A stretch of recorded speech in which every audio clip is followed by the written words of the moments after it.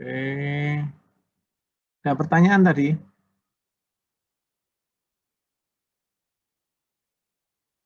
Ada Pak di kolom komentar Pak, chat Pak.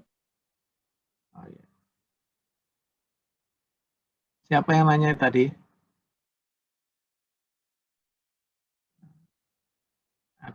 Ada gambarnya enggak nih? Jangan-jangan habis nanya terus ke pasar ya? Saya Pak, saya nggak bisa on mic soalnya ribut banget. Oh iya, nggak apa-apa. Yang penting ada ternyata kan, nggak tidur gitu kan. Gimana Viva? Nanti pertanyaannya apa?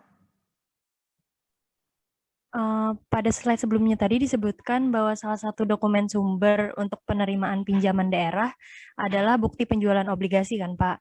Nah lalu kenapa itu dikategorikan pinjaman ya Pak? Dan contohnya obligasi apa yang biasanya dimiliki Pemda? Terima kasih Pak. Jadi kenapa dikategorikan pinjaman berarti obligasi itu berupa pinjaman. Kan gitu ya. Nah, kok jual kok pinjam? Kan bingung ya. Nah, mungkin Afifah bingung.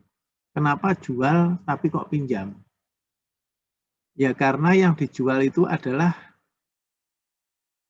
akta bahwa kita meminjam. Jadi obligasi itu kan obligasi itu suatu produk pembiayaan yang artinya kita meminjam. Jadi misalnya Afifah mengeluarkan obligasi perusahaan Afifah. Saya mau mengeluarkan obligasi 1 triliun. Saya akan kasih bunga 1%. Nah, akan jatuh tempo setahun ke depan.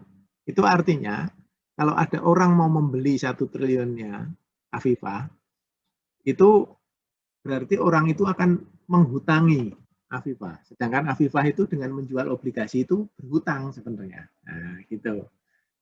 Ya. Jadi surat utang lah obligasi itu. Pernyataan bahwa utang gitu. Sebagai jaminannya apa? Jaminannya nggak ada ya, jaminannya nama baik kita. Nah, sehingga kenapa masuk di pinjaman? Artinya ketika berhasil menjual obligasi, artinya kita itu berhasil mendapat utangan.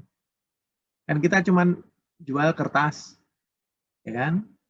Kita berani membayar kertas itu nanti misalnya 1 triliun nanti akan saya bayar tahun depan 1 triliun 1 miliar. Nah, kan gitu kan? Nah, artinya saya berhutang gitu. Pemda mengeluarkan obligasi itu artinya Pemda itu seperti pemerintah pusat mengeluarkan obligasi negara itu artinya berhutang. Obligasi negara itu misalnya di launching 10 triliun, dijual ke luar negeri misalnya, ke pasar di luar negeri, di New York sana. Ini ada yang mau beli nggak nih? Nah, karena Indonesia mau utang 10 triliun, misalnya seperti itu, dengan 10 lembar obligasi. Nah, pemerintah negara lain melihatnya begini, oh Indonesia ini gimana? Kalau Indonesia ini biasanya dia bisa membayar dan beserta bunganya, dan bunganya di negara lain lebih kecil di bawah Indonesia, dan kemungkinan Indonesia bisa membayar itu sangat tinggi, ya akan laris. Tapi bisa aja nggak laku gitu. Oh Indonesia paling nggak punya duit, nah gitu ya nggak laku. Atau Indonesia bisa bayar, tapi bunganya itu 1% itu mahal itu. Orang yang lain aja cuma 0,5% misalnya. Nah, atau apa terlalu murah, ya 1% doang ngasih bunganya. Padahal negara lain bisa ngasih bunga 3%, 5% gitu. Nah, itu seperti itu gitu loh. Nah, itu makanya dia diklasifikasikan sebagai pinjaman. Ya, karena itu berupa peminjaman. Nah, contohnya Pemda ini seperti apa kan gitu ya di Pemda. contohnya alhamdulillah sampai hari ini nggak ada yang bisa jualan obligasi, ya. Cuma fenomena aja, ya, lumayan itu, ya. Beratnya sudah di wawancara TV, ya, bincang-bincang, ya, konsultan juga udah bincang-bincang, kantor kita juga jadi narasumber, ya. Wah, bisa meluncurkan obligasi, ya. Alhamdulillah sampai sekarang nggak ada Pemda di Indonesia yang berhasil mengeluarkan obligasi, gitu ya. Tapi udah yang orang ributin itu udah lumayan, ya. Udah ada 10 tahun ya ribut aja nggak jadi-jadi, ya. Jadi jawabannya yang itu Pemda mana? Nggak ada, gitu ya. Di Indonesia belum ada yang pecah telur, ya. Nah, kenapa gitu ya? Pertanyaannya kan mungkin kenapa kan bisa begitu? Ya macam-macam, ya. Ya mungkin Pak Gubernurnya pikir-pikir ngapain juga bikin obligasi, ya. Obligasi ini utang. Orang nggak usah utang aja masih punya duit kok buat bangun. Kan gitu kan? Jadi males, ya. Mungkin kan bisa. Terus obligasi ini juga apa itu? Masa jabatan saya tinggal 2 tahun misalnya. Obligasi akan dibayar 10 tahun. Saya kan jangka panjang gitu ya. Nah, nanti yang bupati berikutnya nggak mau dong. Dan gitu kan. Jadi ya banyak faktor yang membuat ini tidak menarik gitu ya. Dari awal-awal dulu kan Pemda DKI mau bikin obligasi. Udah ngundang. Teman saya ada tuh yang tiap bulan jadi narasumber ya. Narasumber terus ya. Dapat honor tapi nggak jadi-jadi. Terus nanti Jawa Barat waktu mau bikin Bandara Kertajati. Sampai sekarang Bandara Kertajatinya udah sampai sepi, ya udah jadi sampai sepi, nggak pakai obligasi juga. Ya. Orang duitnya banyak kok, ngapain pakai utang gitu ya. Terus kemarin yang sudah ramai lagi Jawa Tengah, ya, Pemprov Jawa Tengah. Iya nggak jadi sampai sekarang. Ya begitulah. Sebenarnya semuanya sudah mendukung, sudah siap gitu ya. Tapi kan banyak pertimbangan gitu. Nah, kalau pemerintah pusat kan mengeluarkan obligasi kan ada Direktorat Jenderal Pengelolaan Utang dan Resiko ya, nah, DJPPR itu. Nah, sebenarnya kadang-kadang nggak perlu utang gitu ya. Cuman kan gini kan, kalau mengeluarkan obligasi itu kan dia harus disurvei, diperiksa, ya, diperiksa BPK, WTP, periksa keuangannya macam-macam gitu ya, sampai nanti dia menunjuk orang yang akan mengelola. Nah, apa nyaman orang itu akan diperiksa? Kan mesti nggak nyaman, ya kan? Ngapain kalau punya duit ya nggak usah utang lah, utang malah diperiksa-periksa ya, pakai duitnya sendiri aja. Ya, kayak itu loh, kalau lihat pinjol, saudara ini kan tahu pinjol itu ya. Pinjol itu kenapa sih rayuannya menggoda gitu ya? Karena kalau Iqbal mau pinjam ke bank, kan Iqbal ditanya dulu, emang situ rumahnya di mana? Punya agunannya apa? Kan gitu kan? Lama lagi ya, 3 bulan disurvei dulu, waduh, wah repot lah. Tapi kalau pinjol, lama ini langsung kasih, nggak usah pakai nggak usah pakai jaminan, kasih pinjaman. Habis itu yang diteror saudaranya ya. Ya begitu maksudnya itu. ya itu udah biasa gitu. Nah, kita harus pinter-pinter aja. Jadi kalau ada duit bisa pinjam ke yang lain kan, yang lebih mudah ya nggak usah lah ke pinjol gitu ya. Obligasi itu juga akan begitu gitu. Dan obligasi daerah itu jadi kurang menarik gitu ya dibanding obligasi perusahaan, BUMN. BUMN kan ngeluarin, Bank Mandiri ngeluarin obligasi, kan? Bank Mandiri, misalnya bank apa gitu ya, bank swasta ngeluarin obligasi, artinya dia ngasih pinjaman.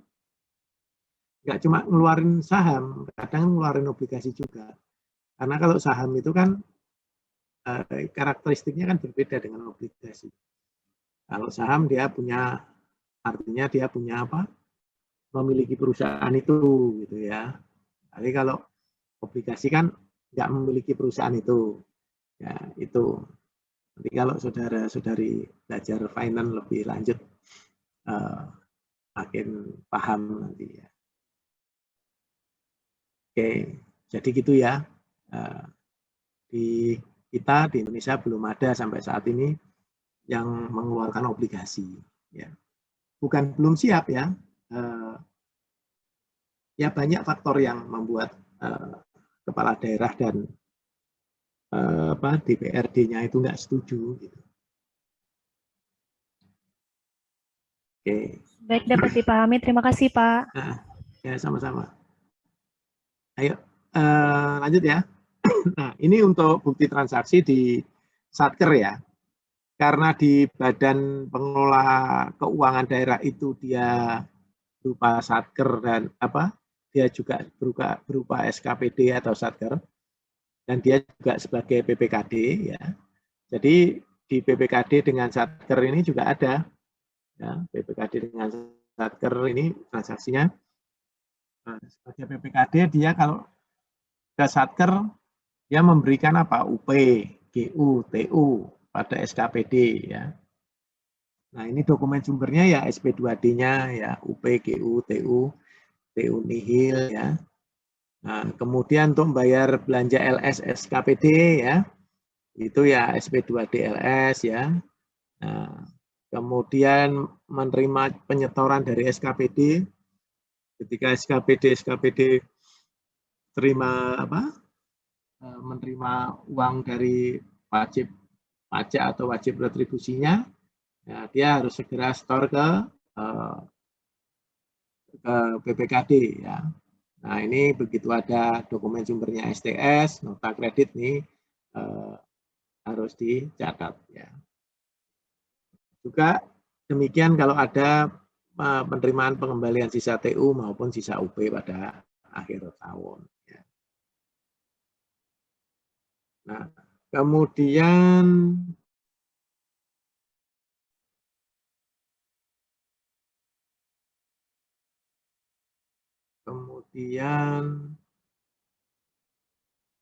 ini sistem akuntansi di PPKD ya. Ada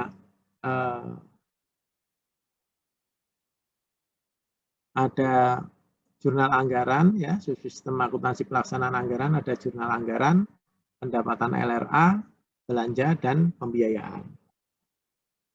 Nah, kemudian di subsistem akuntansi keuangan ya, ada pendapatan LO, beban, aset, kewajiban dan ekuitas serta transaksi resiprokal ya antara PPKD dengan SKPD ya. Oke. Yang ini basis akrual yang seperti yang sudah diujikan. Nah, ini jurnal standarnya ya. Jadi jurnal anggaran PPKD itu menjurnalnya adalah estimasi pendapatan. Kalau ada DPA-nya ya, bikin estimasi pendapatan di debit, estimasi penerimaan pembiayaannya di debit juga ya, baru nanti di kreditnya apropriasi belanja, apropriasi pengeluaran pembiayaan dan estimasi perubahan sal.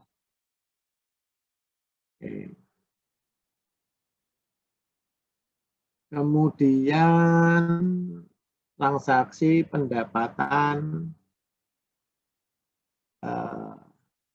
di PPKD ya. Nah, di sini ada pendapatan investasi ya, PAD ya. Ini isinya adalah investasi jangka pendek ya dan jangka panjang ya untuk pendapatan investasi PAD ini.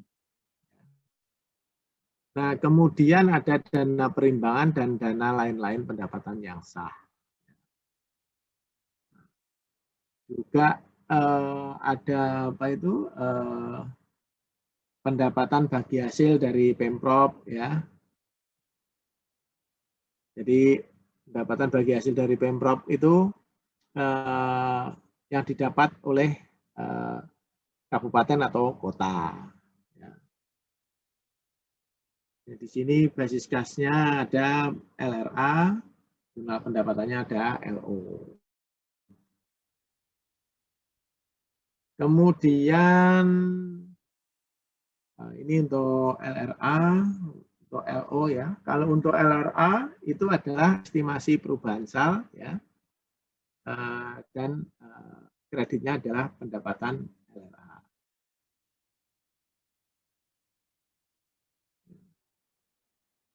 Oke ya. Tapi kalau untuk accrual-nya ya ada kas di kasda ya, pendapatan apa gitu ya untuk di LO-nya. Itu kreditnya. Estimasi perubahan sal dan pendapatan LRA ya, pendapatan apa di LRA ini untuk jurnal anggaran atau jurnal kasnya. Kemudian pengakuan piutang ya, jika ada piutang ya, itu nanti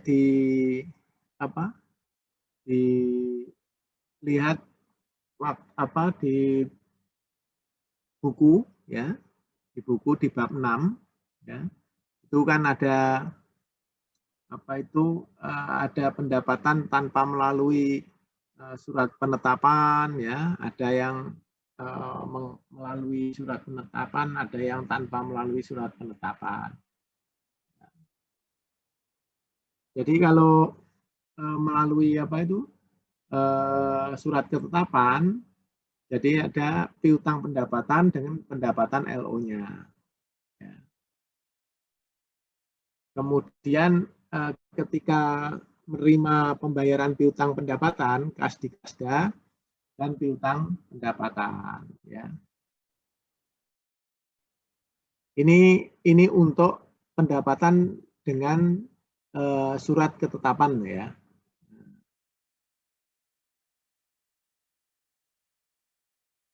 Bisa juga nanti ada jurnal alternatif ya di buku itu di bab 6 itu juga ada untuk jurnal alternatifnya, misalnya Pemda boleh saja akan mencatat pendapatannya ketika uangnya sudah diterima di kas daerah. Nah, kalau itu nanti jurnalnya kas di kasda, kreditnya di pendapatan LO. Nah, kalau untuk mengakui pendapatannya sudah menjadi hak namun belum diterima pembayarannya hingga akhir tahun, itu nanti baru dimunculkan piutang pendapatannya. Piutang pendapatannya itu di debit, kreditnya pendapatan LO. Kalau ini kan di depan, pengakuan piutangnya di depan. Tapi kalau alternatif yang satu lagi adalah terima dulu cashnya, baru akhir tahun kalau ada piutang baru kita akui piutangnya berapa. Nah, untuk lebih jelasnya nanti dibaca sendiri di bab 6 ya, ada alternatifnya.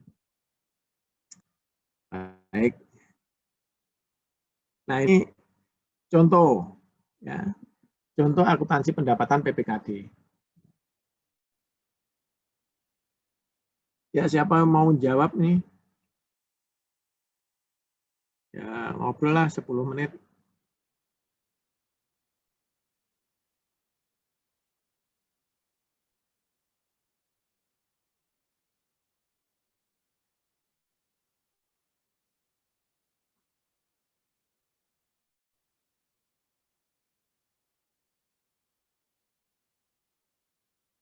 Diskusi dulu ya. 10 menit Baik, Pak. saya dulu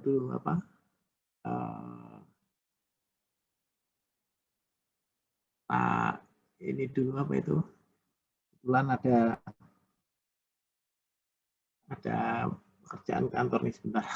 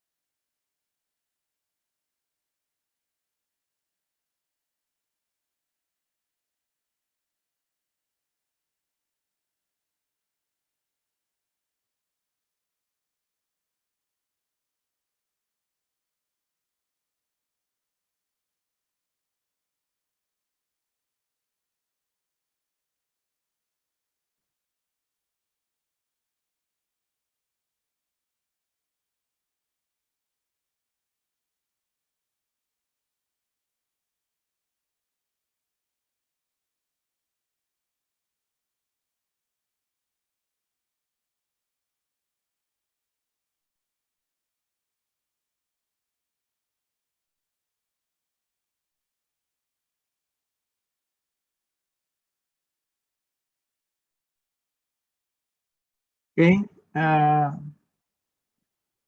siapa yang mau nyoba jawab?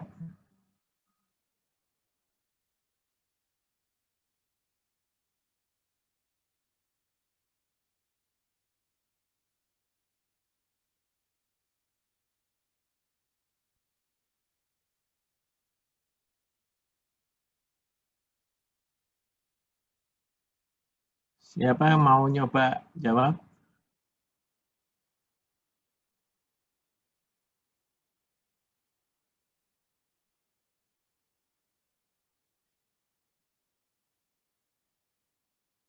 Ayo teman-teman silahkan.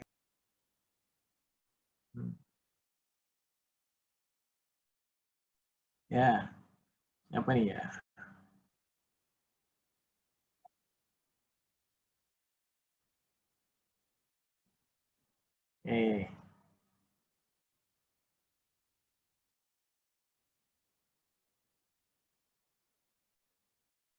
Jadi ceritanya si PPKD ini menerima dana perimbangan ya. Jadi menerima transfer DAU dan DAK. Nah, Muklisa tadi gimana Muklisa? Jurnalnya? Ah,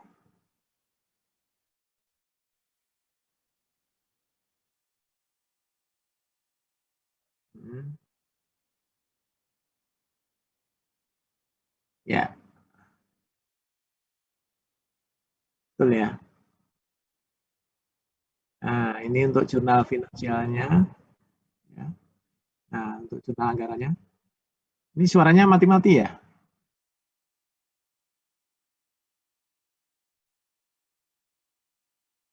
Jaringannya? Oh enggak ya. Saya kira kok mati-mati. Nah, jurnal finansialnya adalah kas di Kasda, pendapatan DAU, ya, pendapatan DAK ya untuk LO-nya itu seperti kata Muklisa tadi ya. Kemudian untuk jurnal anggarannya, estimasi perubahan sal 42 juta, 42 miliar ya, pendapatan DAU untuk LRA dan pendapatan DAK untuk LRA 7 miliar dan 35 miliar.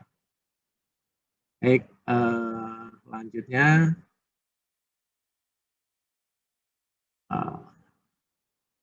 nah, untuk pencatatan transaksi pengakuan piutang dana perimbangan di akhir tahun, ya, ini ada piutang apa?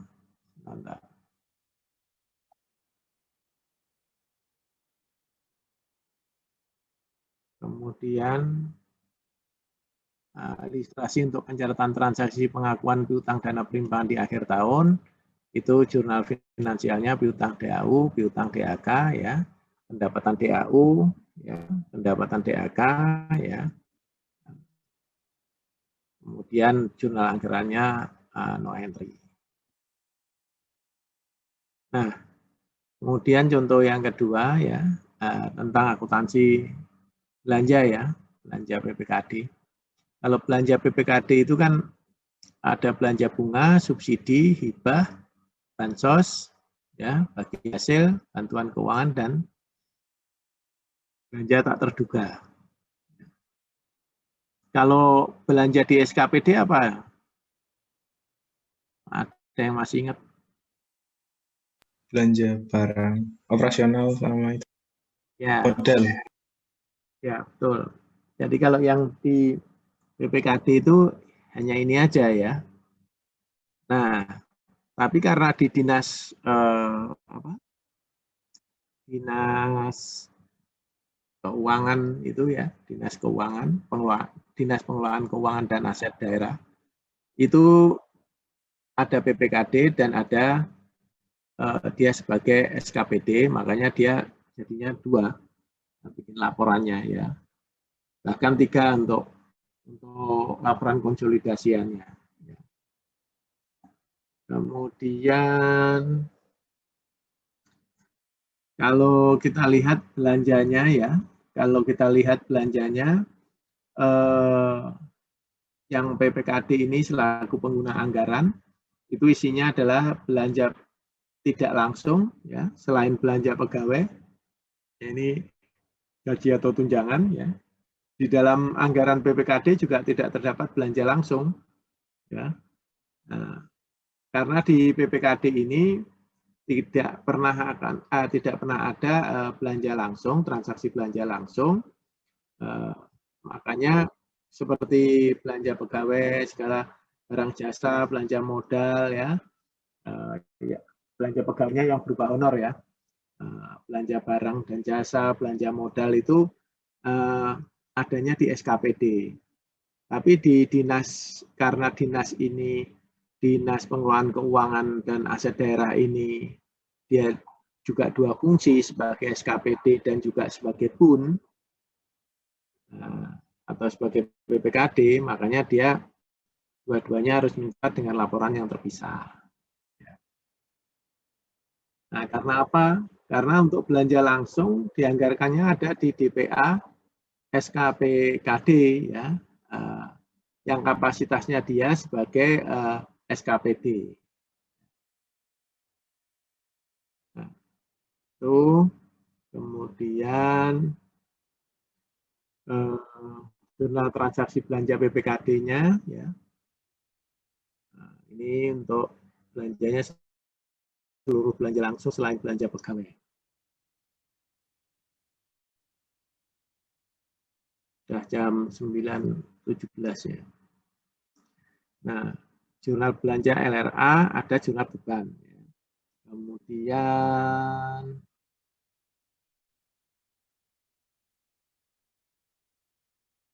nah, ini bebannya, ya. Beban di debit, kas di kasda, kredit. Jurnal kasnya belanja LRA di debit, estimasi perubahan saldo di kredit.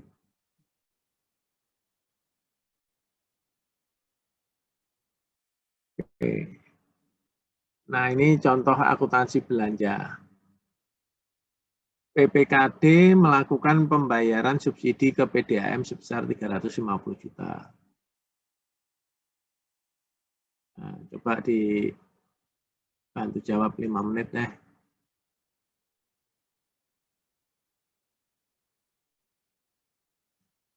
5 menit ya.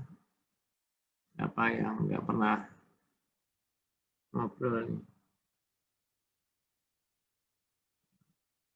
Anissa.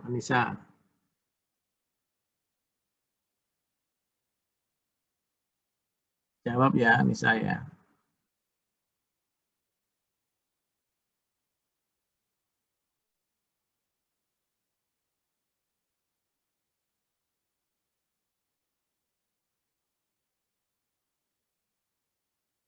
Anissa monitor nggak?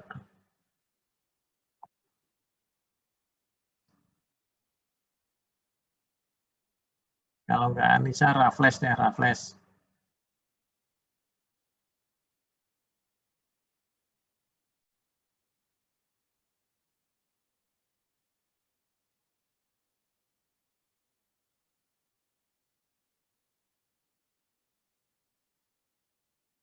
Raffles monitor? Ada, Pak. Ada. Anissa? Kalau Anissa ada nggak? Ada, Pak. Oh. Pak, dijawab ya, iya, 5 menit. Iya, Pak.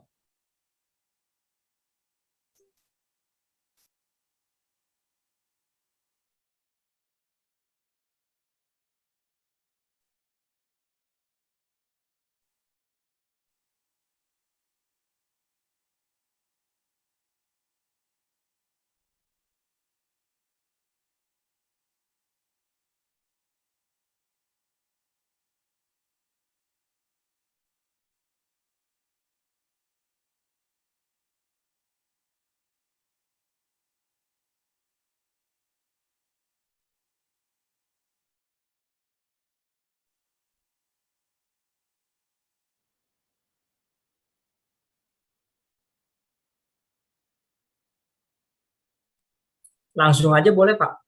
Ya, boleh, silakan. Ya. Tadi soalnya Ini soalnya PPKD melakukan pembayaran subsidi ke PDAM sebesar 350 juta. Maka jurnalnya pada jurnal finansial akrual itu beban subsidi pada debit sebesar 350 juta dan kas di kasda sebesar 350 juta.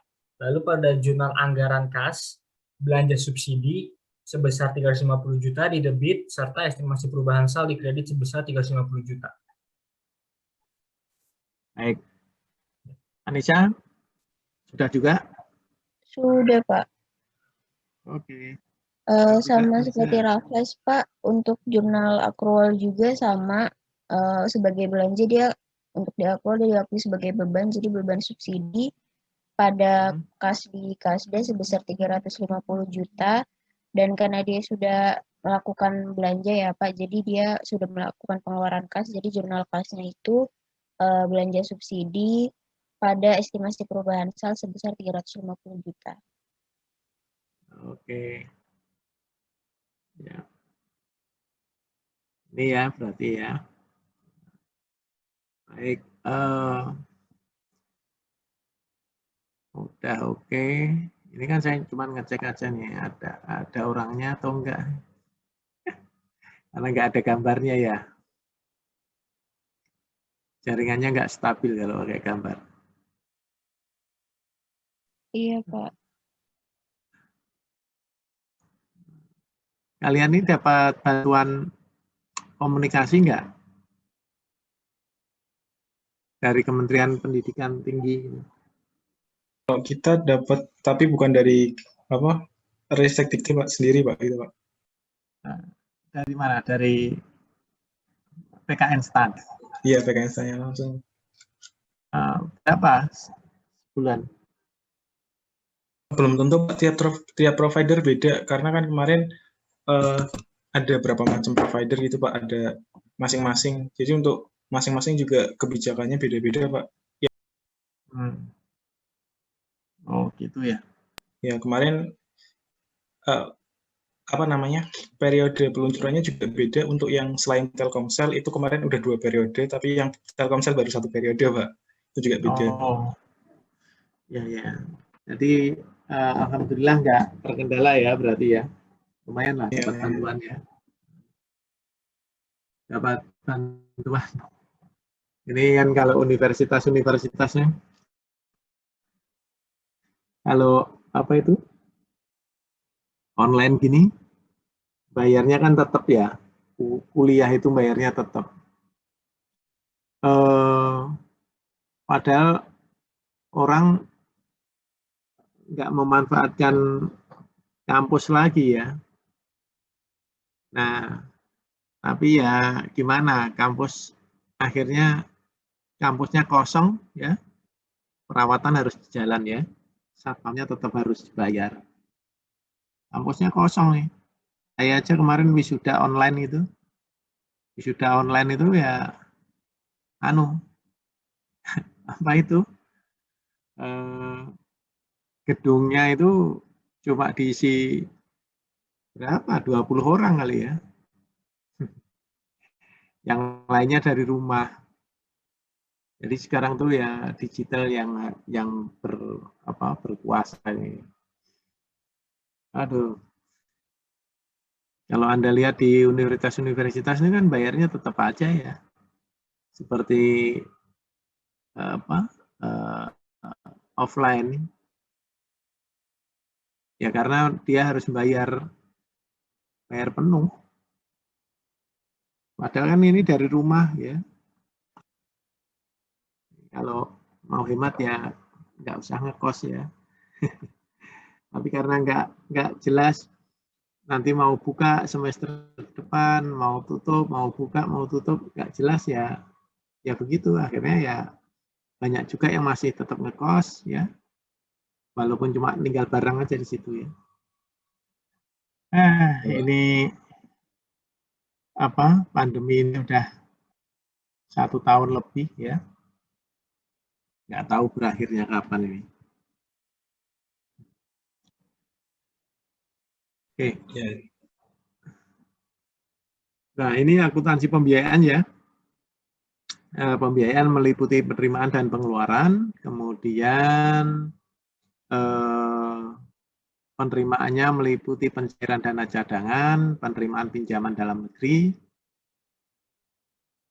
kemudian pengeluarannya adalah pembentukan dana cadangannya, ya, penyertaan modal atau investasi pemerintah daerah, pembayaran pokok pinjaman dalam negeri, dan pemberian pinjaman daerah. Nah, ini contohnya bagaimana kalau ada penyertaan modal Pemda di perusahaan daerah sebesar 3 miliar. Saya pengen dengar suaranya, ya kan? Nah, siapa ya? Ini hadir semua kan? Nah, Hadir semua, Pak. nggak ada yang ke pasar ya. Elizabeth, ada Elizabeth? Ada, Pak. Larasati? Larasati? Hadir, Pak. Oh ya. Baik, langsung dijawab bisa ya? Kan PPT-nya sudah saya kasih tadi. Jurnalnya gimana jurnalnya? Untuk jurnal pengeluaran pembiayaan, Pak, itu untuk jurnal finansialnya, investasi jangka panjang terhadap kas di daerah sebesar 3 miliar, dan untuk jurnal anggarannya yaitu penyertaan modal terhadap estimasi perubahan saldo sebesar 3 miliar. Larasati, sama ya? Sama, Pak. Jurnal finansialnya debit investasi jangka panjang 3 miliar, kemudian kredit kas di Kasda 3 miliar. Sedangkan untuk jurnal anggarannya itu debit penyertaan modal LRA, kemudian kreditnya estimasi perubahan saldo sama-sama 3 miliar. Oke. Baik. Iya, berarti oke. Sampai sini ada pertanyaan?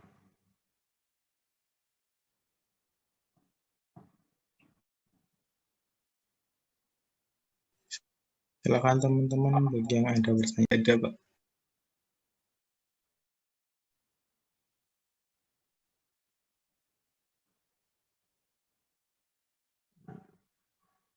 Nanti PR-nya dikerjakan di rumah aja seperti biasa ya. Ini apa? Diperdalam di buku modul itu ya. Nanti dibaca lagi bab 6 ya. Nanti kita minggu depan latihan soal lah ya. Nah, kalau utang ya merupakan pencatatan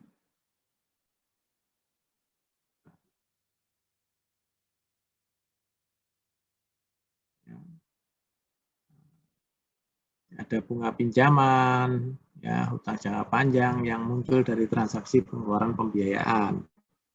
Kemudian bagaimana jurnalnya, misalnya ada PPKD menerima dana pinjaman dari pemerintah pusat sebesar 1,3 miliar. Bagaimana jurnalnya, gitu ya. Tadi Bintang ada nggak, Bintang? Ada, Pak. Oke, sama siapa ini? Rahmat.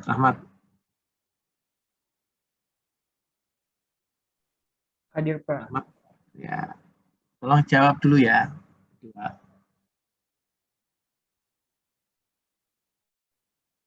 Silakan.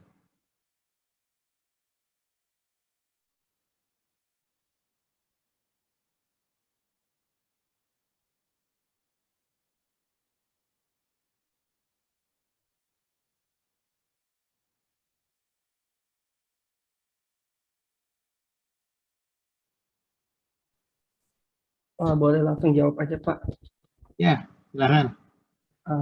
Jadi yang jurnalnya ini tuh kalau yang finansial, kas di kas daerah di debit sebesar 1,3 miliar, kemudian kreditnya utang kepada pemerintah pusat sebesar 1,3 miliar.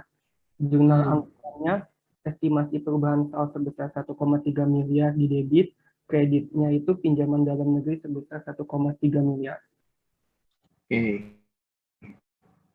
Mana Bintang? Sama?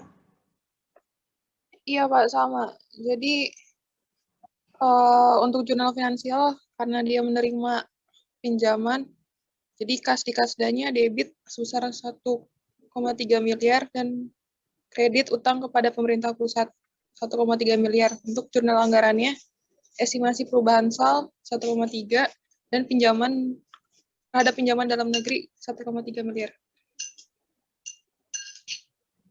Oke. Nah, kemudian untuk akuntansi transaksi resiprokalnya ya, ini untuk akuntansi konsolidator. Jadi kalau di SKPD kan dia cukup bikin akuntansi SKPD.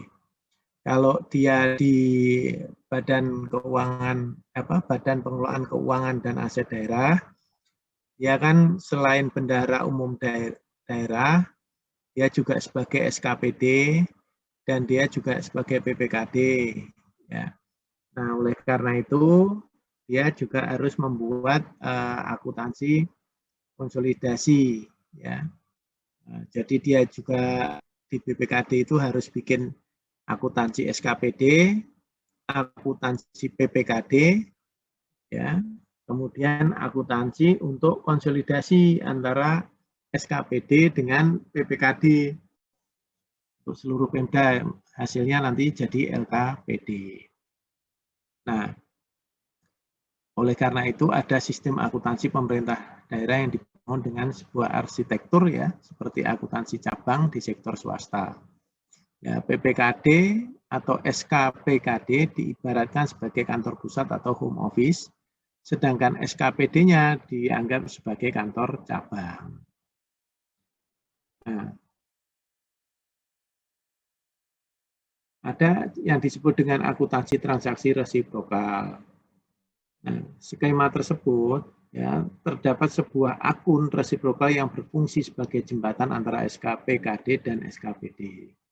Akun dimaksud adalah rekening kas PPKD dan rekening kas SKPD. Nah, jadi di dalam PPKD itu nanti dicatat RK SKPD-nya per SKPD, nama SKPD-nya. Nah, ini ilustrasinya. Misalnya jumlah total pendapatan SKPD yang telah disetor ke rekening Kasda berdasar STS dan nota kredit rekening koran adalah 35 miliar. Ya. Jadi SKPD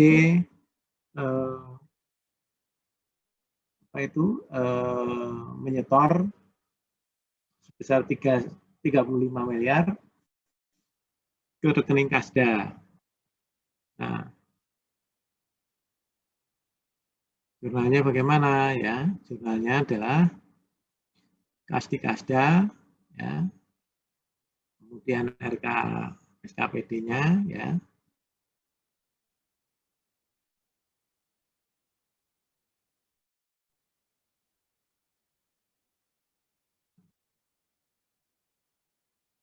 Ya, jurnalnya seperti ini. Ya. Nah, kemudian di sininya ada akuntansi transaksi resiprokal, ini ada jumlah total SP2DLS yang diterbitkan pada seluruh SKPD adalah 390 miliar. Ya. Ini jurnalnya, ya. Jurnalnya seperti ini. Nah, misalnya rekening kas SKPD A, B, C, D gitu ya. Sebesar berapa? Di bawahnya kreditnya adalah kas di Kasda ya. Nah, anggarannya nggak ada ya, no entry. Ya. Rekening kas SKPD ini per SKPD ya. Dari sebesar itu 390 miliar tadi ke mana saja ya. Nah, nanti tinggal berderet-deret ini ke bawah.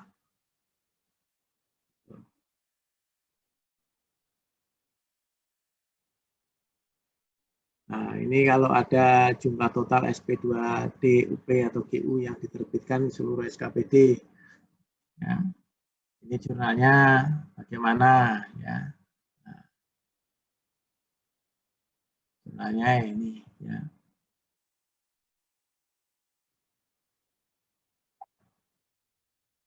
Intinya ini ya. Baik. Ada lagi? Kira-kira itu dulu ya. Nanti kita lanjut minggu depan. Kalian pakai contoh ya.